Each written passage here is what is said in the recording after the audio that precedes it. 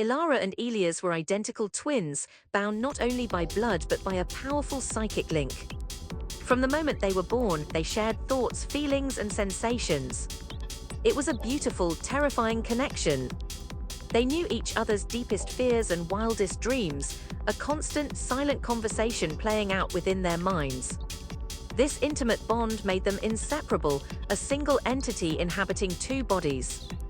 They completed each other's sentences, anticipated each other's needs, and moved as one in perfect harmony. Their childhood was a tapestry woven with shared laughter and unspoken understanding.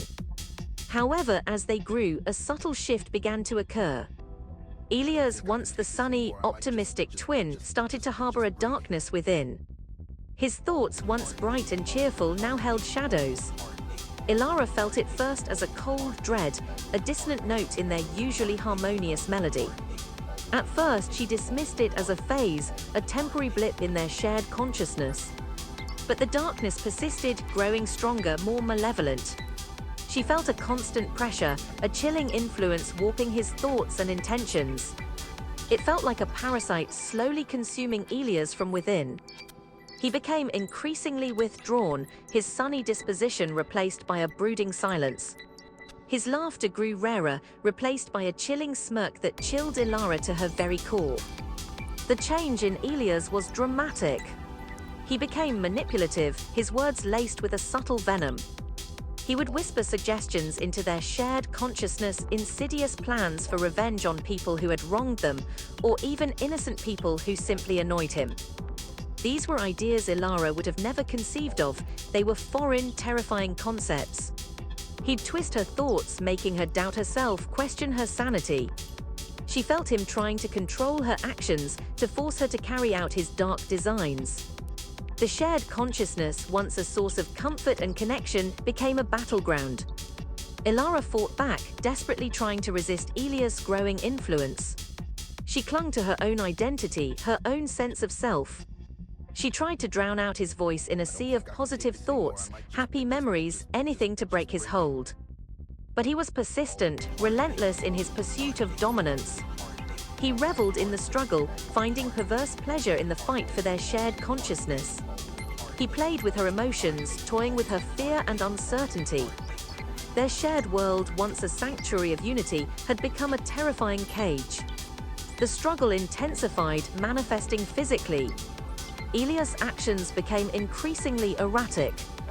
He'd do things that Ilara would never do, things that shocked and terrified her. His personality seemed to be splitting into two opposing forces.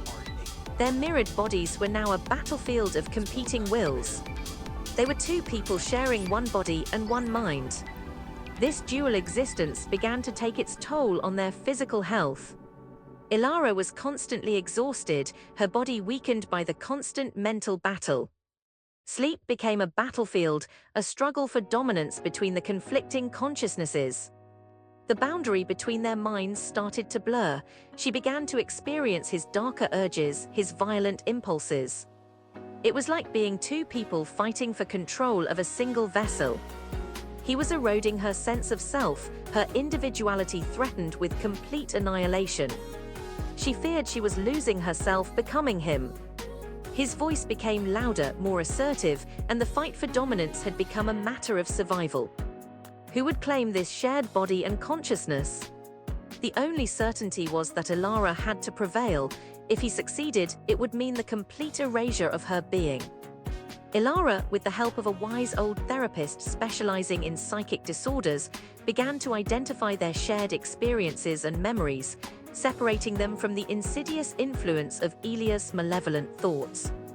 She began to assert herself, focusing on her own identity, her own strength, creating a mental shield to block Elias' attacks. Slowly, she began to reclaim her mind, her body, her life. It was a long and arduous battle, filled with setbacks and moments of despair, but Ilara's determination was unwavering.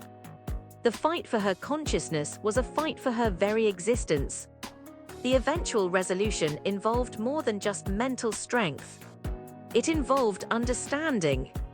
Ilara learned to channel the positive aspects of their connection, using the shared consciousness not as a battleground, but as a tool for collaboration. She discovered that by accepting, not suppressing, the darker aspects of Elias, she could begin to understand the source of his malevolence and perhaps heal him. The journey was long and arduous, filled with both triumphs and painful setbacks. But in the end, Ilara managed to find a fragile equilibrium, a way to coexist not as one but as two distinct personalities, sharing their lives but separate in mind. The healing was ongoing, a continuous process requiring vigilance and acceptance of their unique bond. They learned to live with their shared consciousness, not as a source of conflict, but as a testament to their enduring connection. Their journey stands as a powerful example of inner strength and resilience, highlighting the complex nature of identity and the enduring power of the human spirit.